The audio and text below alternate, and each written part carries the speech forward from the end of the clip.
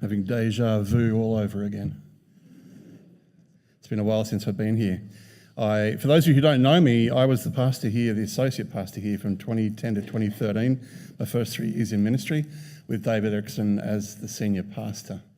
And still some of the happiest times of my life in ministry. So it's wonderful to be back here again, to see many of your faces. We've gotten a bit greyer, and my goodness, the kids that I left behind are now adults, and I'm feeling very old today. But it is wonderful to be here, and I still watch One Turner online whenever I get the chance. I should let you know that. Don't be nervous, but I really enjoy still checking in because I feel like One Turner is my home church still. Is that strange? So it's nice to be back here to preach again. For those of you who don't know me, and for those of you who do know me, might wonder what's happened to me since then. I left here, went to Ararat and Stawell and Hamilton Church, where I was for 5 years. I wasn't being punished. I wasn't being cast to the outer darkness or anything. It was a wonderful rural ministry, and we loved it. And then we were brought back into the city, where I ministered with Lauren Pratt at North Point Church, where Wendy is now, actually. So I was there before Wendy went out there.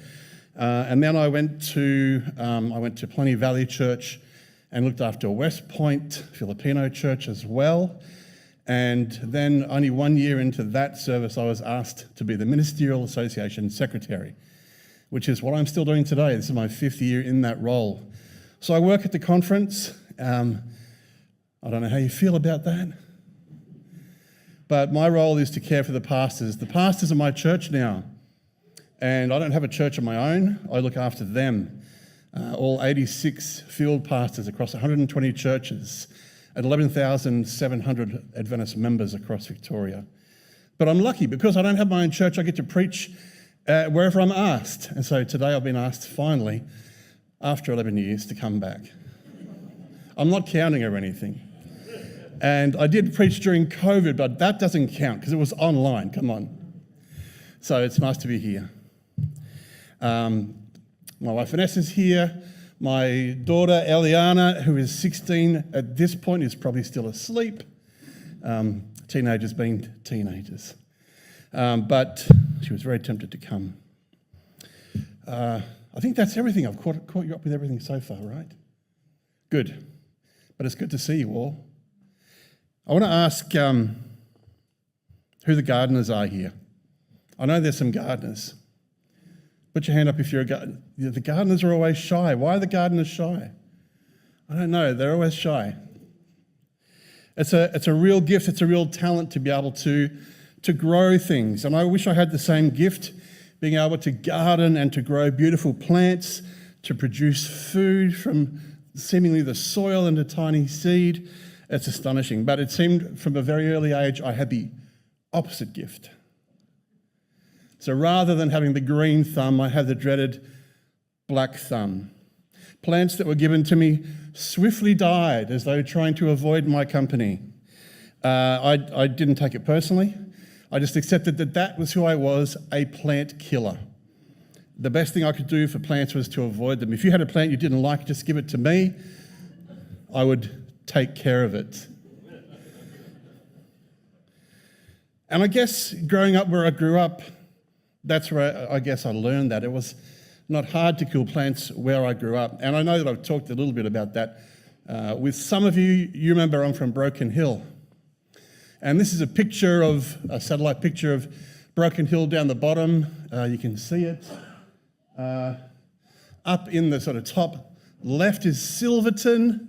And I kind of grew up a little past Silverton. And it's one of the most arid areas of Australia. The dirt there is this rich red from the iron oxides in the soil. And it's red because those oxides break down under the intense heat of the sun. So the centre of Australia is literally rusting. That's why that is that colour. Very hard to grow anything. We get a short, sort of tough scrub across the landscape, and trees will pop up where the water will run when it does rain, which is maybe 2 or 3 days a year. It's hard to grow plants in hard conditions. You don't need to be a gardener to realise that. But it's also a neat allegory for our spiritual life, isn't it? That's why Jesus used plants and growing and farming so much. It can be hard to grow spiritually in harsh conditions. And we're going to talk a bit from Philippians today. And the remarkable thing is that Paul apparently wrote this book to the church at Philippi while he was in prison. There are some references in there where he says about being in chains. So in verse 7 in chapter 1, he says, whether I'm in chains or defending and confirming the gospel, all of you sharing God's grace with me. Now, you would expect anyone else being in prison would write a very different letter.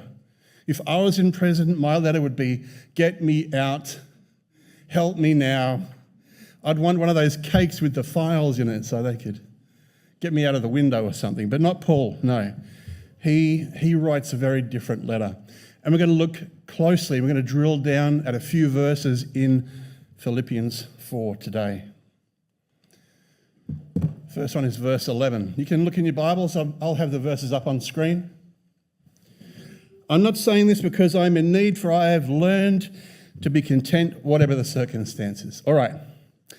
Just to give you some context, the church has given him some gifts. They've sent him some things that he needed in jail.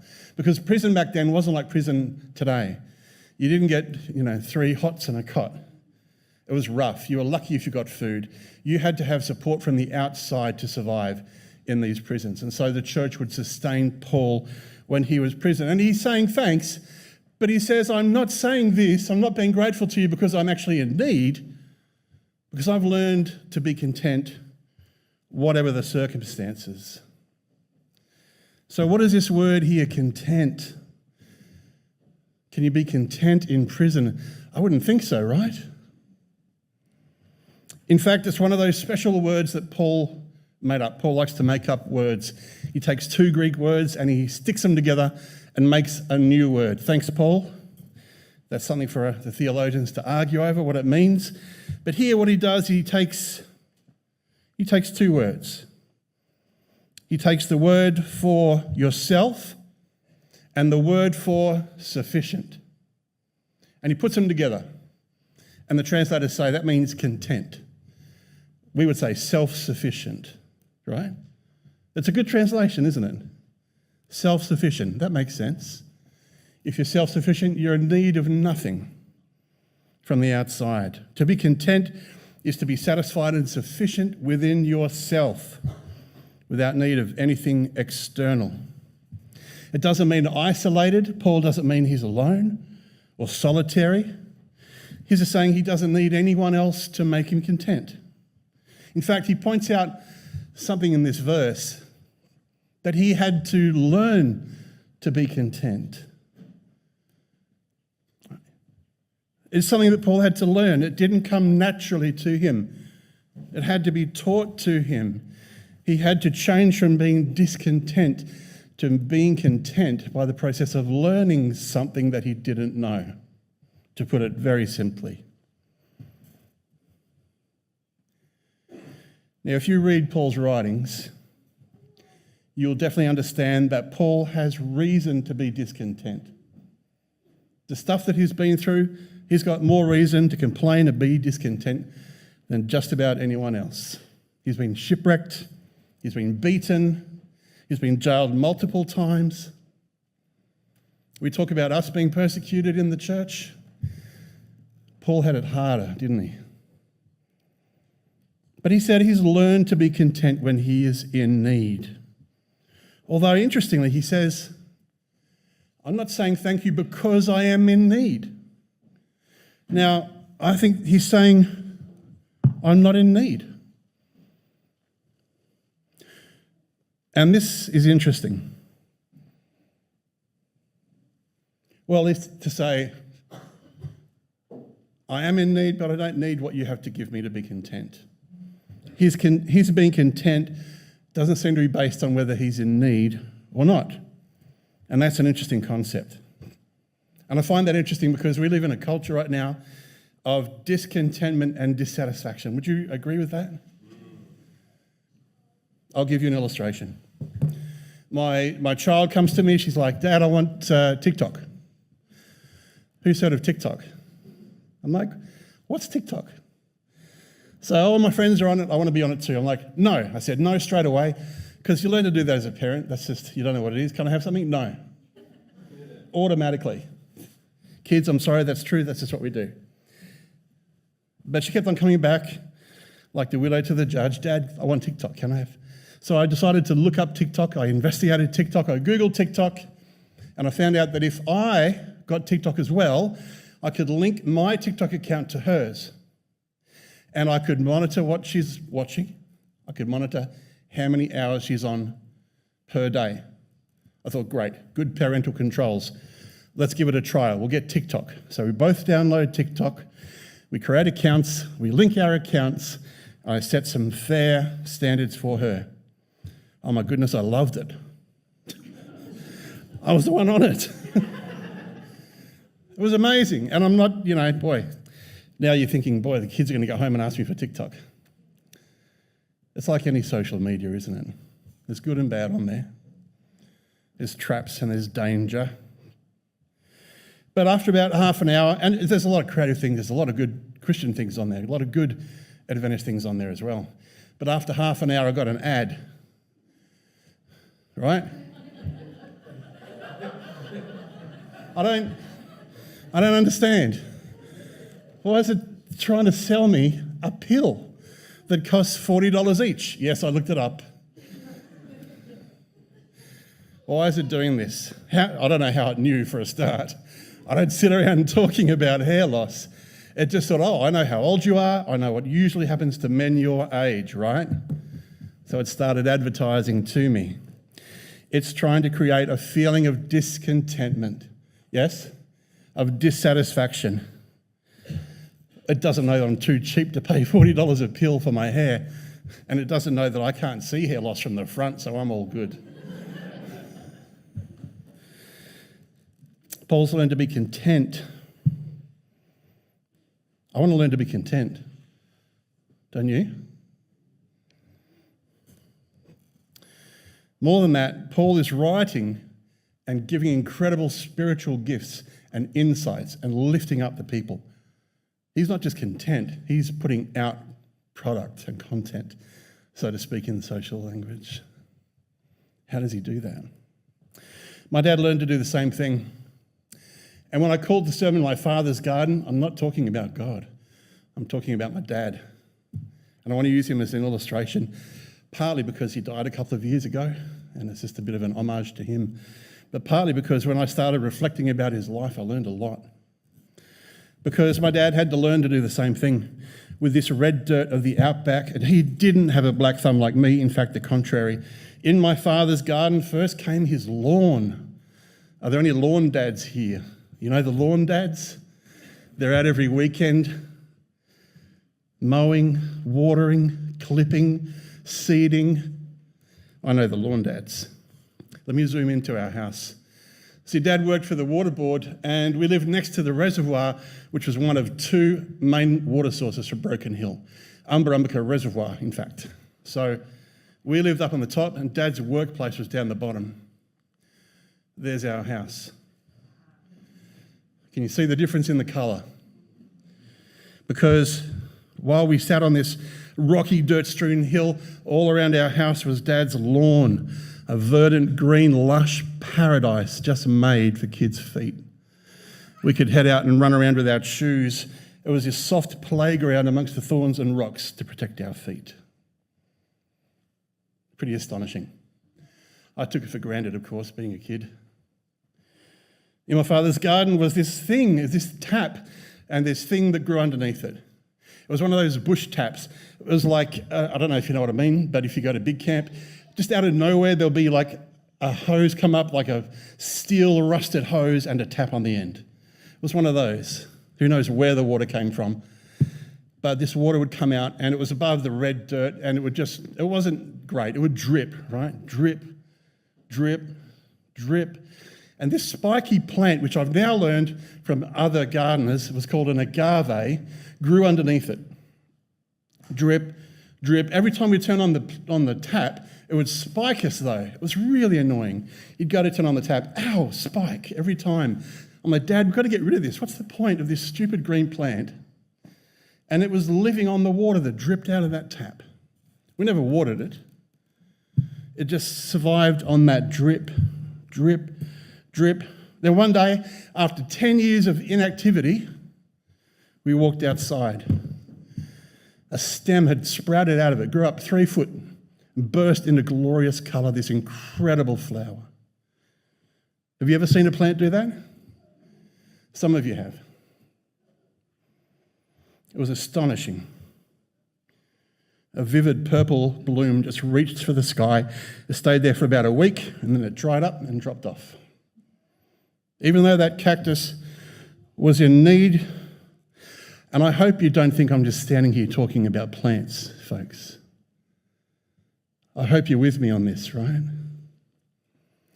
Even with the little that cactus had, it did incredible things and made great beauty. And I wonder, are you at the moment that plant? All you're getting in your spiritual life is just the smallest drip, drip, drip. Are you barely hanging on? Do people reach for you and you spike them? Paul goes on in verse 12. I know what it is to be in need, and I know what it is to have plenty. I've learned the secret of being content in any and every situation, whether well-fed or hungry, whether living in plenty or in want. So here's a few things to dig into this verse to point out. First of all, Paul doubles down and reaffirms again that being content is something that he had to learn. He says, I've learned, and then he says it's actually a secret. This isn't something that's obvious. It's not the kind of knowledge that a lot of people have. It's a secret, something you have to discover, something that most people don't share. I think today that is still true. Meeting someone who is truly content is a very rare experience. Most of us are not content. We've been told not to be. Paul says something very interesting. And he says it 3 times in this verse. He gives us a comparison. What it's like to be in need and yet have plenty. To be well-fed or hungry, living in plenty or in want. And when an author repeats something 3 times in one sentence, what's he trying to do? He's trying to emphasize it, right? He's trying to say, this is important. Pay attention.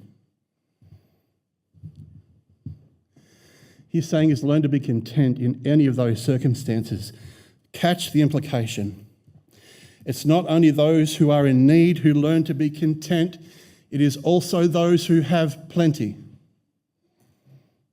Paul is a Jew amongst Jews, a Roman citizen. He probably came from a wealthy family. He knows what it's like to live amongst plenty, but also what it's like to live in need. And when he says it's not only those in need who are not content, but those with plenty, that may come as a surprise to you. In our world, we expect those who have plenty to be very content, right? And when we think about being content, we think, well, if I had a little more, I would be more content.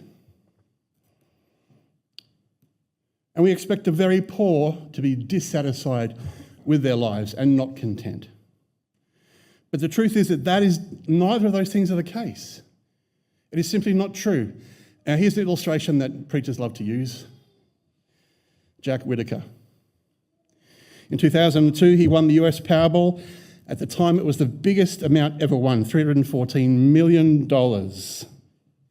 Now, when you win lotto, you can choose to either have a lump sum paid out to you or a smaller sum paid to you every month until you die. What do you think most people choose? The lump sum. Now, that means in America, at least, that it gets taxed. And so after taxes, he walked away with $113 million. Some of you are comparing those numbers and realising that it was the tax office that really won the lotto. Now, Jack was already a business owner, already worth $17 million. he should be able to handle a little more, right? Wrong. He bought a Lamborghini. He set up a few trusts for people that he knew, and he looked after the owner of the store where he bought the winning ticket. But then he would take out huge amounts of cash and drive around town in his Lamborghini throwing money out the window. He didn't know what else to do with it. Over the next 18 months, he got 250 speeding fines, which I could imagine you might if you owned a Lamborghini. He took the police to court and sued them for it and claimed harassment. The next year, thieves stole a briefcase he was carrying that just happened to have $250,000 in it. You know, as you do, wandering around with $250,000 in a bag. 2 people from his local restaurant were arrested because they tried to poison him so they could steal his money. He got so much mail asking for money, he needed to employ 3 people full-time just to look through that mail and answer it. In 2004, his granddaughter's boyfriend overdosed at their house. He started giving his granddaughter pocket money. How much does a millionaire give to his granddaughter? Well, $3,000 a week was what he gave her. So what do you buy with that? Turns out you buy drugs with that. It did not end well. And I won't go on. You can look his story up if you like. But it turns out lottery winners are much more likely to be sued, much more likely to have health problems and to die earlier, much more likely to die of drug overdoses, and 1/3 of them end up completely bankrupt, no matter how much money they had before. Having plenty does not bring contentment. Having little doesn't bring it either. I'm not trying to say you should all be poor, but what I am saying is that your contentment is not dependent on your external circumstances. I'm going to say that again because I worked really hard to make it rhyme. Your contentment is not dependent on your external circumstances. That's a big thought. Rich or poor doesn't matter. It's a secret. We have to learn it, and Paul has learned it. Remember the rich young ruler? Man. The rich young ruler. 3 things we all want: wealth, power, youth. You people, you're right with youth. You've got it. When you start losing it, you're like, boy, I could do with a little more of that youth stuff. Youth is wasted on the young, they say. But he's not content. And he goes to Jesus asking, what am I missing? Your contentment is not dependent on your external circumstances. Have you ever set a condition? I'm going to be happy when I get this car, or live in this suburb, or my kids can go to this school, or have this job. Then I'll be happy. And then you achieve that thing and you think, oh, I'm not quite there, so I better set something else. The next thing.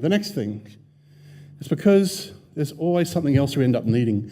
More conditions pop up, more things to make us discontent. And I can talk about finances, it's easier as an illustration, but there's other ways. Perhaps you have a need for emotional support, perhaps you're lonely and you've got no one and you just want a few friends to be content. But perhaps you have plenty of friends, but then maybe you've got so many they just won't leave you alone, and boy, you just need some time to yourself to think, right? The grass is always greener, isn't it? The grass is always greener, and that's what we want. Maybe you're desolate at church. Maybe you need to do more things at church. Maybe you feel unseen at church. Maybe you're the one who has 3 or 4 jobs and you're like, I want to be seen less. If we're trying to find contentment in those things, we're going to fail. We need to be content where we are. And I'm not saying just stay in hard situations. There's nothing wrong with moving a plant to better soil. But while we are where we are, God has got something for us to do. In my father's garden was an orchard. It wasn't enough just to make a lawn near our home. Downstairs, near where he worked, he built an orchard. And if you have a look, you can see the house over here. Down here is where Dad worked. So he used the water. He planted oranges, lemons, grapefruits, bananas, although we didn't get many bananas because the cockies would eat them. During winter, my brother and I would pick oranges as big as our hands, and they would just drip juice. And whenever we had visitors, we would take them down there, and it was such a source of joy for Dad to give them a plastic bag, and they would just roam through and walk away with giant bags full of fruit. And you gardeners who grow things like that, every church member I go to who's a gardener and I do a visit, I leave with a bag full of food.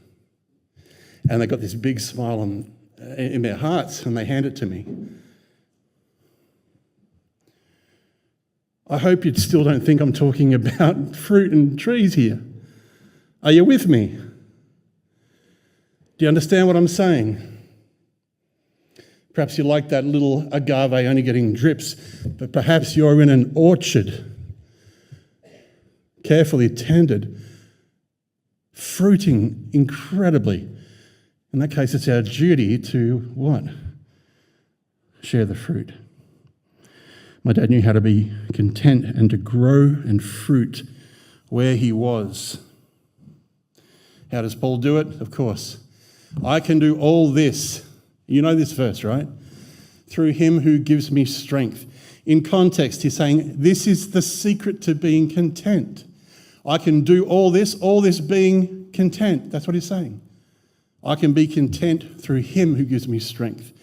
When I don't feel content, Christ is the one that gives me strength.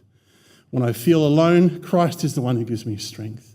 When I'm overwhelmed, Christ is the one who gives me strength.